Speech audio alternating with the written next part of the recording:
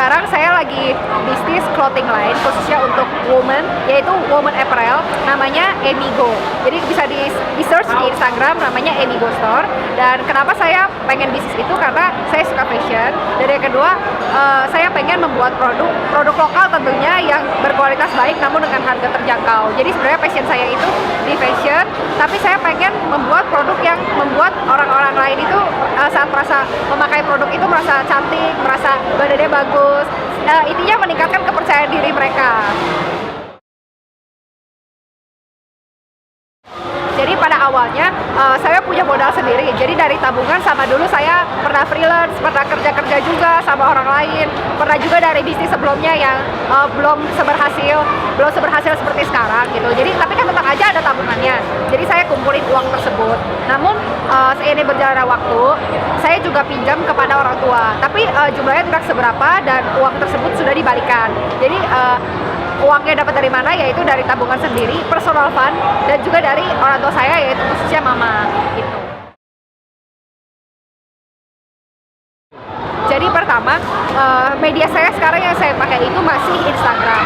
Sebenarnya pengen merambah Facebook dan Twitter, cuman dikarenakan saya masih kuliah, jadi pikiran saya masih terpecah gitu kalau memilih Facebook dan Twitter. Jadi saya pilih yang lebih ideal lah ya untuk fashion, itu Instagram. Terus yang kedua, bagaimana orang-orang bisa menemukan produk saya. Kalau di Instagram itu ada fitur-fitur pakai misalnya hashtag, terus misal endorsement ke beberapa public figure atau selebgram.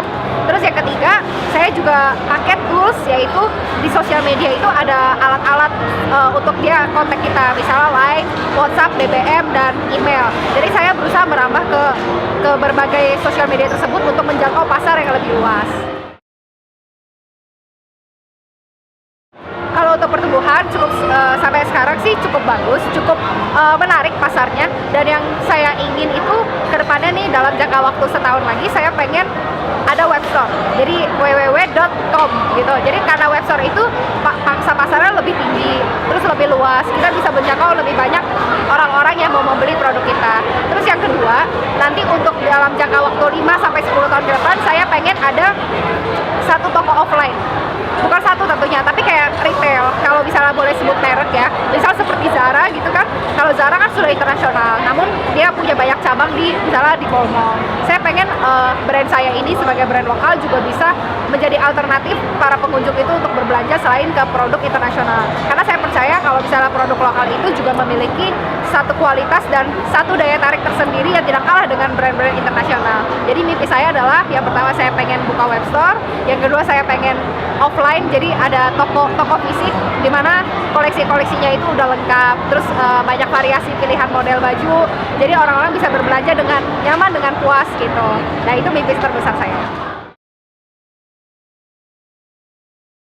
Saya melihat UPH itu sebagai a wonderful place to study and to begin your dreams. Kenapa? Karena UPH itu dia menyediakan berbagai fasilitas dan lingkungannya itu baik untuk belajar. Karena kita tidak bisa memungkiri bahwa lingkungan yang baik itu sangat mendukung kita untuk belajar dan untuk berkembang. Karena kita sebagai anak muda, kita juga terpengaruh dengan lingkungan sekitar, dengan kepada siapa kita bergaul.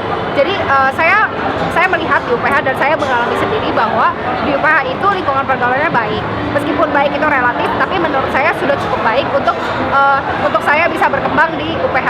Terus yang kedua, di UPH itu juga menyediakan bimbingan. Jadi kalau dosen-dosen tidak sekedar hanya mengajar teori, tapi dia juga bisa memberikan kita pengarahan dan experience-nya itu seperti apa. Terus kita juga bisa tanya, Pak, kalau misalnya bisnis saya seperti ini, saya harus melakukan apa? Nah, dosen tersebut juga bisa menjelaskan. Jadi dosen-dosen di UPH itu bukan saja akademisi, tapi juga praktisi. Jadi kita bisa belajar langsung kepada yang memang profesional di bidangnya. Terus yang ketiga, UPH itu juga menyediakan fasilitas-fasilitas non-akademik. Contohnya, misal saya suka menari, saya bisa join di klub menari. Dan menurut saya itu adalah suatu peluang yang bagus, karena kita kan selain berbisnis, kita juga punya hobi, punya passion, punya kesenangan juga. Nah, menurut saya semua talenta yang kita punya itu harus dikembangkan. Dan di UPH itu semuanya difasilitasi, dan menurut saya itu adalah suatu privilege yang baik sekali untuk kuliah di UPH, karena UPH benar-benar menyadari bahwa setiap anak itu punya potensi.